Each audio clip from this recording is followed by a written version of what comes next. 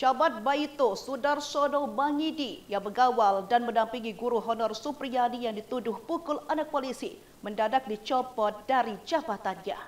Dikutip dari Tribun Sultra, Sudarsono Bangidi dicopot langsung oleh Bupati Konawe Selatan, Surunuddin Dangga.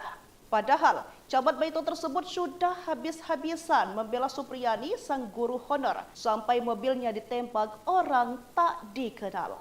Bupati Konawe Selatan, Surunuddin Dangga mengatakan bahwa alasan pencopotan itu karena yang bersangkutan tidak melaporkan perkembangan proses hukum terkait kasus guru honorer Supriyadi. Tak cuma itu, Surunuddin juga mengungkapkan dicopotnya Sudarsono karena sempat diteror saat mendampingi Supriyadi selama berproses hukum. Surunuddin juga mengatakan pendampingan yang dilakukan Sudarsono terhadap Supriyadi menjadi wujud pejabat publik yang tidak netral ketika melihat sebuah kasus. Lebih lanjut, Surunuddin menginginkan agar jajarannya berposisi netral terkait kasus guru honorer Supriyadi.